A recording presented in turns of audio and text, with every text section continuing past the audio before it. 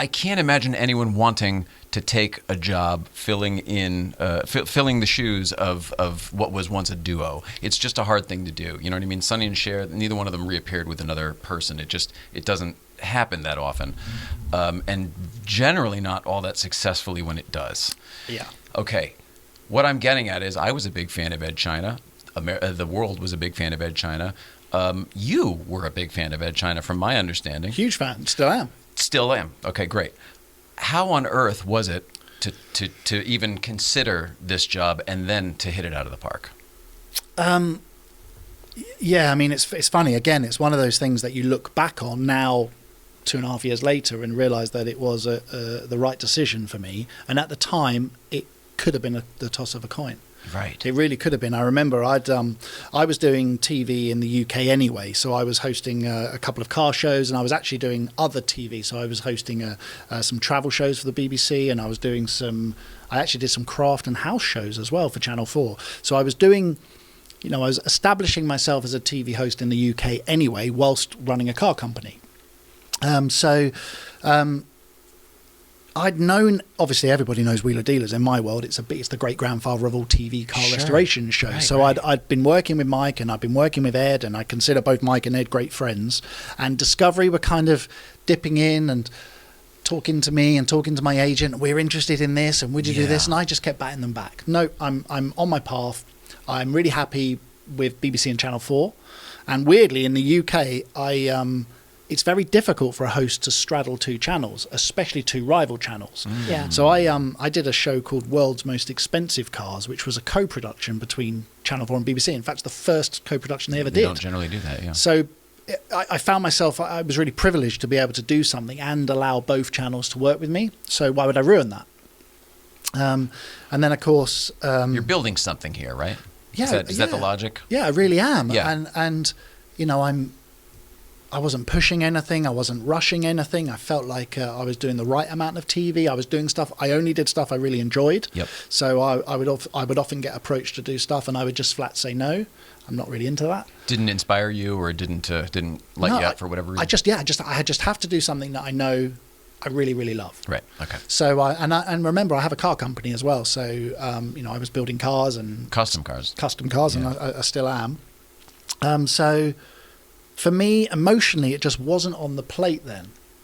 And we're talking about a toe in the, a lot of TV channels put a toe in the water, and they gauge your interest, and that happens a lot. You're in TV, and I'd say out of it, every 10 conversations, one only really comes off in the end. Yeah. It only really counts when you're. You only really counts when you're filming. and even then, it doesn't. Yeah.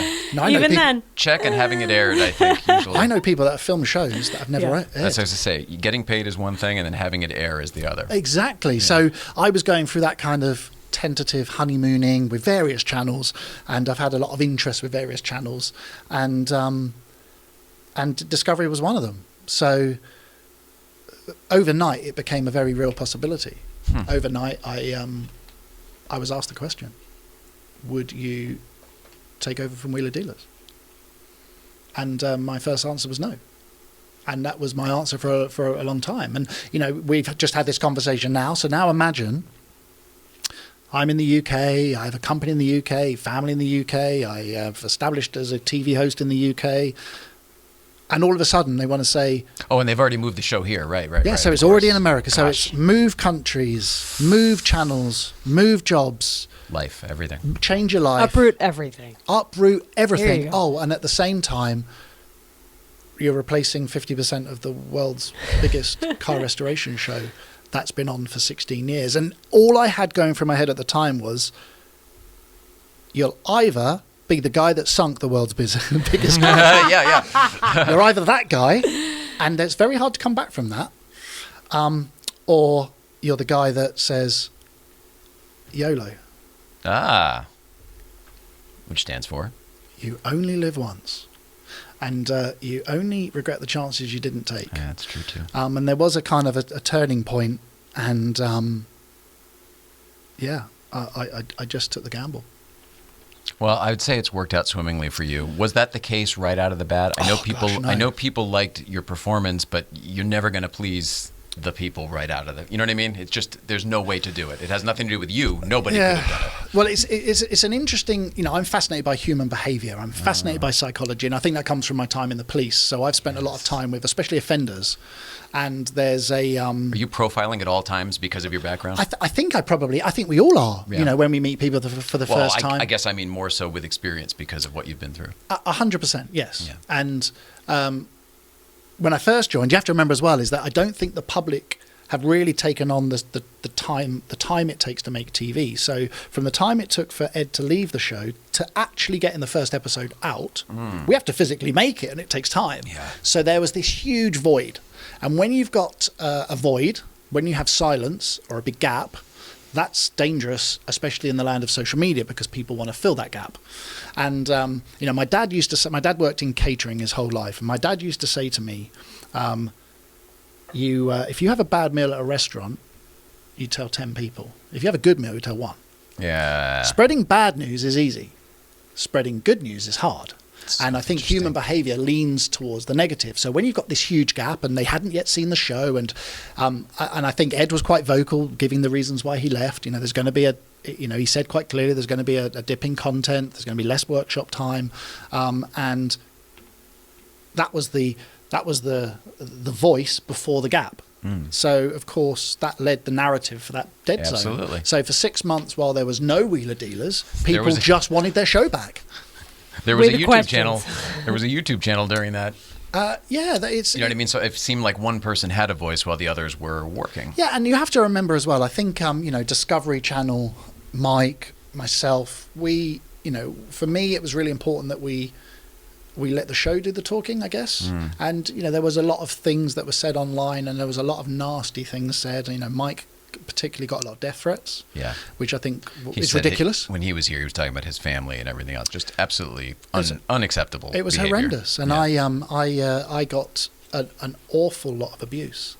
Particularly from very brave people behind a computer screen. Yeah, the pajama people. We call them the pajama people. I don't mind that.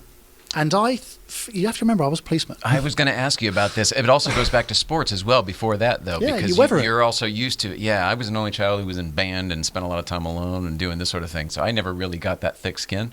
Yeah. You kind of just, deflect. And you have to put it in perspective as well.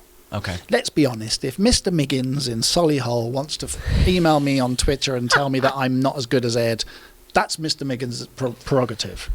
And you're not trying to change him. Exactly. And it's funny, actually, because I've responded a few times to people online, trolls. Yeah. But I've only I do it when I do it when they give me enough rope. Because to highlight the point is that, guys, this is just a car show. And actually, what's the alternative? Let's say Ed leaves and nobody takes over and Wheeler Dealers finishes. Yep.